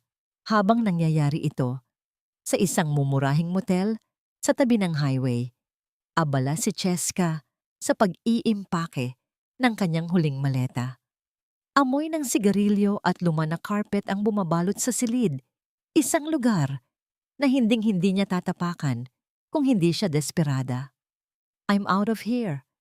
Bahala na si Paulo sa buhay niya. Bulong ni Cheska sa wikang Taglish. Kinuha niya ang isang velvet na kahon, ang naglalaman ng mga alahas na itinago niya bago pa man dumating ang mga sheriff sa mansyon. At least I have these. Ang emerald necklace na, to ay sapat na para makapagsimula ako sa ibang bansa. Dinala niya ang mga alahas sa isang kilalang appraiser sa kanto, isang lalaking kilala sa pagbili ng mga nakaw na gamit ng walang tanong-tanong. Check this, old man. Gusto ko ng cash. Ngayon din, utos ni Cheska habang inilalapag ang kwintas na may malaking berdeng bato. Sinuri ng matanda ang kwintas gamit ang kanyang lupe. Lumipas ang ilang minuto, isang nakakalokong tawa ang lumabas sa mga labi nito. Anong tinatawanan mo? Bilisan mo. Singhal ni Cheska. Mrs. o Miss, saan niyo ba nakuha ang basurang ito? Tanong ng matanda. Basura? That's worth 3 million pesos. Regalo yan ni Paulo Vargas sa akin. Kung ganoon, niloko kayo ng lover niyo. Sabi ng matanda habang inihahagis ang kwintas sa mesa. Ang emerald na ito ay gawa sa mataas na kalidad na resin, plastic sa madaling salita. At ang ginto? Pintura lang ito na kumukupas na. Wala itong halaga kahit pambili ng 1 kilong bigas. Nanigas ang buong katawan ni Cheska. Isa-isa niyang inilabas ang iba pang alahas, ang mga singsing, ang mga bracelet, ang mga hikaw. Lahat sila ay may kaparehong hatol. Fake, plastic, glass. Naalala ni Cheska ang isang gabi, ilang buwan na ang nakararaan, nang makita niyang nililinis ni Winona ang kanyang jewelry box. Hindi niya alam na sa gabi ring iyon, pinalitan na ni Winona ang lahat ng tunay na alahas ng mga replika na sadyang ginawa para sa sandaling ito. No, no, hindi. Ang tili ni Cheska ay umalingaw-ngaw sa maliit na shop. Ang kanyang mga pangarap na mamuhay sa ibang bansa ay gumuho kasabay ng mga plastik na alahas na nagkalat sa sahig. Sa labas ng shop, nakatayo ang 2 pulis na kanina pa siya sinusundan. Miss Cheska Montemayor, you are under arrest for being an accessory to corporate fraud and theft of Santillan assets. Habang pinupusasan si Cheska, nakita niya sa isang TV screen sa labas ng tindahan ang live report mula sa ospital. Si Doña Remedios ay isinusugod sa emergency room ng isang public hospital dahil wala na siyang credit card na tatanggapin sa mga private clinics. Ang reyna ng House of Vargas ay nakahiga sa isang gurney, suot ang isang lumang gown, walang alahas, at walang kahit isang kamag-anak na nakahawak sa kanyang kamay. Ang bawat kasinungalingan ay nagkaroon ng huling hantungan. Ang bawat panggagamit ay nagkaroon ng katumbas na singil. Habang ang ulan ay nagsisimulang pumatak sa kalsada, isang itim na Mercedes ang dahan-dahang dumaan sa harap ng istasyon ng pulisya. Sa loob nito, nakaupo si Wilhelmina, nakatingin sa labas. Nakita niya si Cheska na isinasakay sa mobile car. Wala siyang naramdamang tuwa, tanging isang malalim na pakiramdam ng kapayapaan. Ang mga anino ay tuluyan ng pinalis ng katotohanan. Ngunit bago pa man siya tuluyang makaalis, isang text ang dumating sa kanyang cellphone mula sa isang hindi kilalang numero sa loob ng presinto. Winona, please. I know the truth about the island. It's not just about the money. There's a secret your father kept in that property. Please come back. Napatigil ang tibok ng puso ni Winona. Ang digmaan ay akala niya'y tapos na. Ngunit may isang huling piraso ng puzzle na hindi pa niya nahahawakan. Ang amoy ng gamot at kawalan ng pag-asa ay bumabalot sa pampublikong ward kung saan nakahiga si Doña Remedios. Sa bawat paghinga ng matanda, maririnig ang mahinang huni ng kanyang hirap na dibdib, malayo sa dating awtoridad na kanyang ipinapamalas sa loob ng mansyon, walang sutla, walang perlas, at walang mga katulong na naghihintay sa bawat kumpas ng kanyang daliri. Nakatayo si Wilhelmina sa paanan ng kanyang kama. Ang kintab ng kanyang sapatos ay hindi bagay sa maruming sahig ng ospital, ngunit narito siya para tapusin ang lahat. Winona. Bulong ni Remedios, ang kanyang mga mata ay nanlalabo na sa sakit. Utang na loob. Tulungan mo si Paulo. He's your husband. Huwag mo siyang hayaang mabulok sa kulungan. Isang pagkakamali lang ang lahat. Ang pagkakamali, Remedios, ay noong inakala nyo na ang katahimikan ko ay katumbas ng aking katangahan. Sagot ni Wilhelmina, ang kanyang boses ay tila isang malamig na hangin na dumadaan sa isang abandonadong simbahan. I am not here to help. I am here to witness the consequences of your pride. You are heartless. Ubo ng matanda. Pilit na ibinabalik ang kanyang gigil. No, Remedios. I am finally awake, sabi ni Wilhelmina bago tumalikod. Enjoy the public service. It's the only utang na loob na matatanggap niyo mula sa akin. Paglabas niya ng ospital, ang sikat ng araw ay humahalik sa kanyang balat. Ngunit ang text ni Paulo ay nananatiling nakaukit sa kanyang isipan. The secret on the island. Sumakay si Wilhelmina sa isang pribadong yate patungo sa islang isinangla ni Paulo para kay Cheska. Amoy ng maalat na dagat at ang init ng araw ang sumalubong sa kanya. Ang islang ito ay bahagi ng Santillan Estate na matagal nang nakalimutan, isang paraiso na binalak ni Paulo na gawing pugad ng kanyang kataksilan. Pagdating niya sa lumang rest house sa gitna ng isla, ang amoy ng lumang kahoy at alikabok ang sumalubong sa kanya. Pumasok siya sa silid-aklata ng kanyang ama, ang lugar kung saan siya madalas maglaro noong bata pa siya. Hinanap niya ang sinasabing lihim ni Paulo. Sa likod ng isang portrait ng kanyang mga magulang, nakita niya ang isang maliit na vault.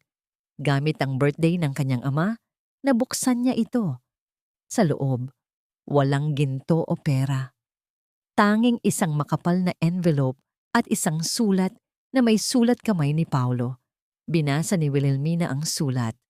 Ang kanyang mga kamay ay nanginginig, hindi dahil sa takot, kundi dahil sa tindi ng puot. Nadiskubre ni Paulo ang isang dokumentong nagpapatunay na ang pagbagsak ng kumpanya ng tatay ni Wilhelmina 10 taon na ang nakararaan ay hindi isang aksidente. Ito ay isang planadong sabotahe na pinangunahan ng pamilya Vargas ni Paulo at Remedios upang mapilitan ang mga Santillan na pumasok sa isang kasal na magliligtas sa kanila.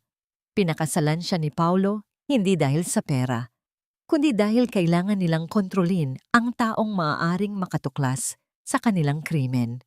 Ang 10 taon ng kanyang buhay ay hindi lang pala panggagamit.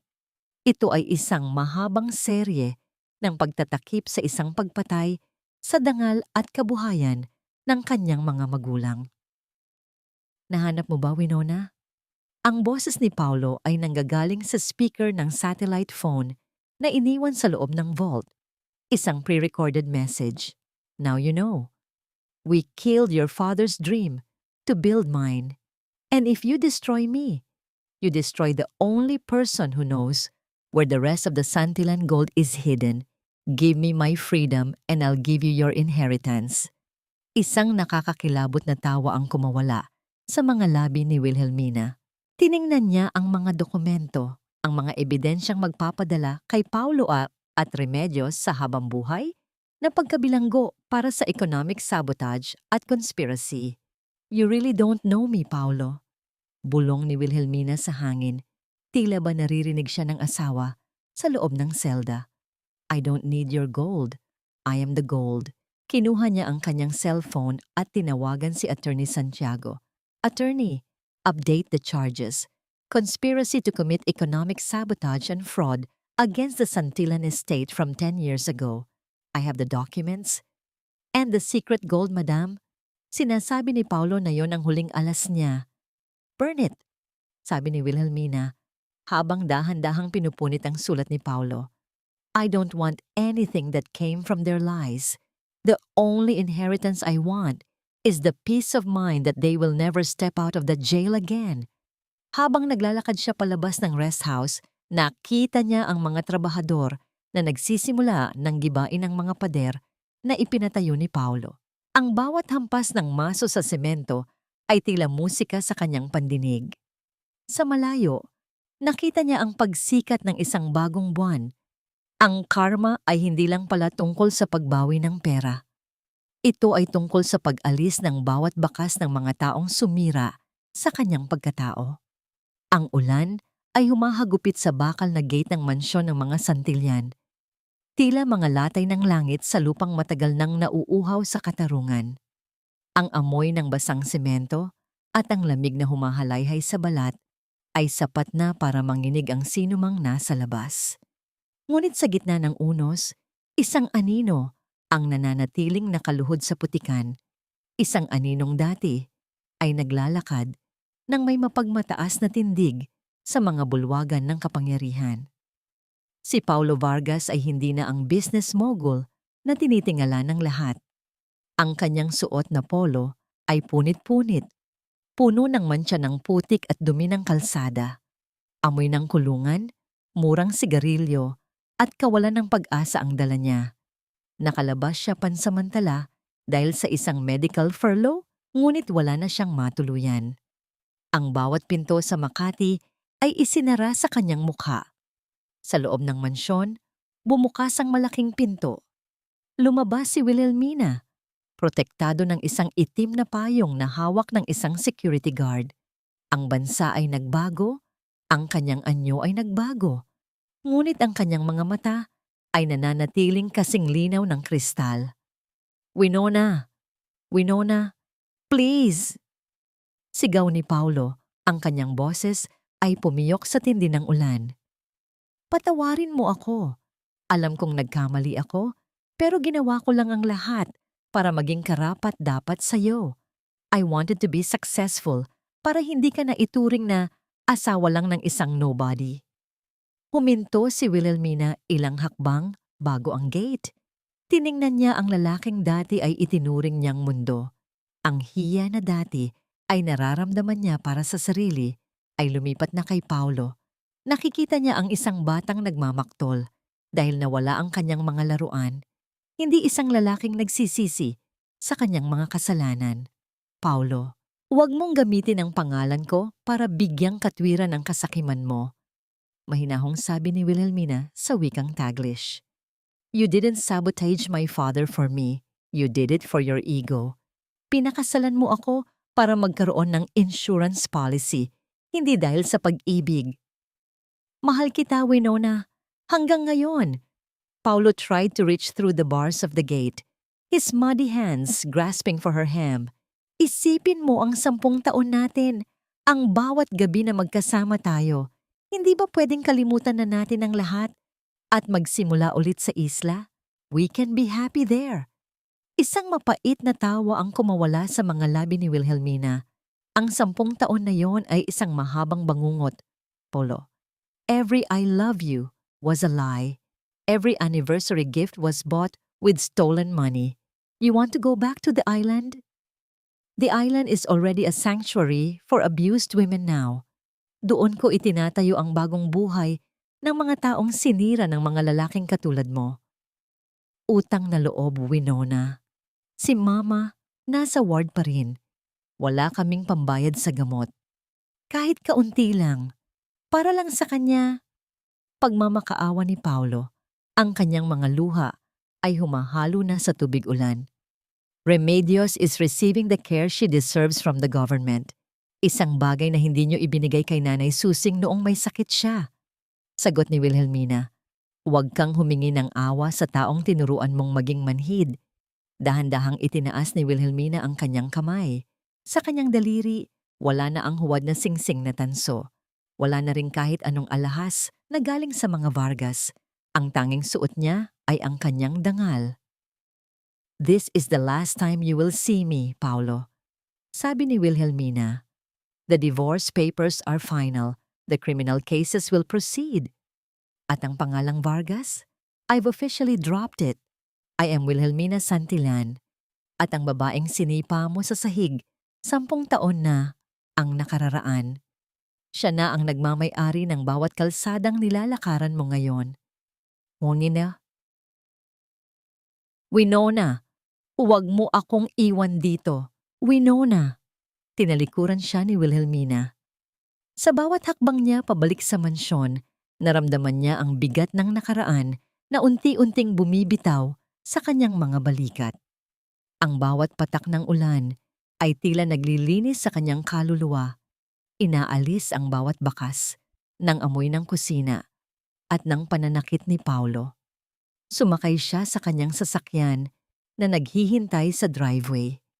Habang umaandar ang Mercedes palayo, ang mga gulong nito ay nagwisik ng maruming tubig sa mukha ni Paulo na nananatiling nakasubsob sa putikan sa labas ng gate.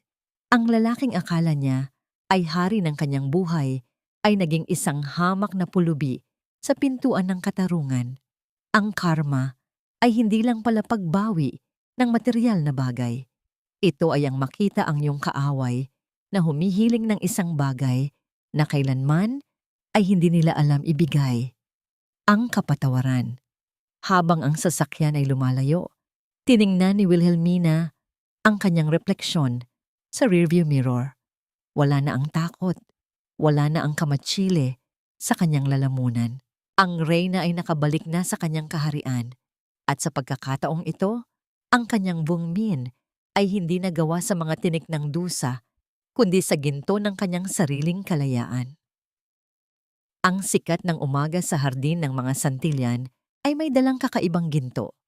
Isang liwanag na hindi nakatitirik, kundi tila yumayakap sa bawat talulot ng mga sampagita at hiyas ng hamog sa damuhan, moy ng basang lupa, sariwang kape, at ang matamis na halimuyak ng namumukadkad na mga bulaklak ang humahalo sa hangin. Wala na ang amoy ng luma at masangsang na tsaa.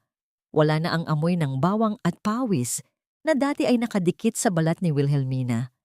Nakatayo si Wilhelmina sa harap ng isang bagong gusali na itinayo sa mismong lupang dati ay kinatatayuan ng dirty kitchen ng mga Vargas. Ito ang Santillan Light Center, isang santuwaryo para sa mga kababaihang nawalan ng boses, mga asawang itinatago ang kanilang mga pasa sa ilalim ng makapal na pulbo at mga anak na lumaki sa takot.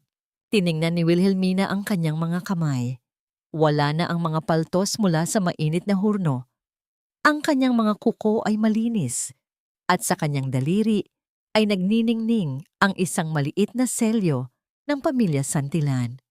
Ito ang bungmin na pinili niyang isuot. Ang bungmien ng serbisyo at pagpapakasakit na may dangal. Madam, handa na po ang mga panauhin. Nagsisimula na ang unang batch ng livelihood training para sa mga nanay, sabi ni Attorney Santiago. Habang lumalapit, bit-bit ang isang baso ng sariwang tsa. Salamat, Attorney. Sila naman ang dapat nating pagsilbihan ngayon. Nakangiting sagot ni Wilhelmina. Ang kanyang nangiti ay hindi napilit. Ito ay nanggagaling sa isang pusong nakahanap na ng kapayapaan. Sa loob ng center, nakita ni Wilhelmina ang isang batang babae na nakaupo sa tabi ng kanyang ina. Ang bata ay may hawak na manika at sa unang pagkakataon, nakita ni Wilhelmina ang sarili niya sa batang iyon. Isang batang uhaw sa proteksyon. Lumapit siya at hinaplos ang buhok ng bata. Dito, wala nang mananakit sa inyo. Bulong niya sa wikang Taglish. You are safe now. And your mother? She is a queen who fought for your future. Naramdaman ni Wilhelmina ang isang mahinang panginginig ng kanyang cellphone. Isang balita mula sa kanyang legal team. Ang huling apela ni Paulo ay ibinasura ng korte. Mananatili siya sa loob ng mahabang panahon, kasama ang kanyang mga kasinungalingan. Si Doña Remedios naman ay tuluyan ng nanirahan sa isang pasilidad para sa mga may sakit, kung saan ang tanging maririnig niya ay ang mga bulong ng sarili niyang konsensya. Sa kabilang panig, si Cheska ay nahatulan din dahil sa pakikipagsabuatan. Ang huling balita ay nagtatrabaho ito sa laundry area ng kulungan, isang mapait na biro ng tadhana para sa babaeng diring-diri sa amoy ng detergent at pagtatrabaho. Naglakad si Wilhelmina patungo sa dulo ng hardin, sa ilalim ng malaking puno ng nara na itinanim ng kanyang ama. Umupo siya sa isang bangkong bato at dahan-dahang ininom ang kanyang tsaa. Papa, Mama, nabawi ko na ang lahat, bulong niya sa hangin. Pero higit sa pera at ari-arian, nabawi ko na ang sarili ko. Hindi na ako ang aninong sumusunod sa kanila. Ako na ang liwanag na gagabay sa iba. Ang paghihiganti, sa huli, ay hindi naging tungkol sa pagwasak sa iba. Ito ay tungkol sa pagbuo muli ng kanyang sarili mula sa mga pirasong dinurog ng mga Vargas. Ang bawat luhang pumatak noon ay naging mga perlas ng karunungan ngayon. Habang ang araw ay unti-unting umaakyat sa langit, naramdaman ni Wilhelmina ang isang malalim at payapang katahimikan. Ang House of Vargas ay wala na, ngunit ang House of Santillan ay muling nabuhay, hindi bilang isang kumpanya ng transportasyon, kundi bilang isang tahanan ng pag-asa.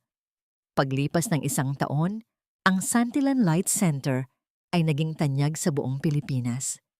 Si Wilhelmina ay naging simbolo ng bagong mukha ng kababaihan, matalino, mapagmahal, ngunit hindi kailanman muling papayag na tratuhin bilang alipin.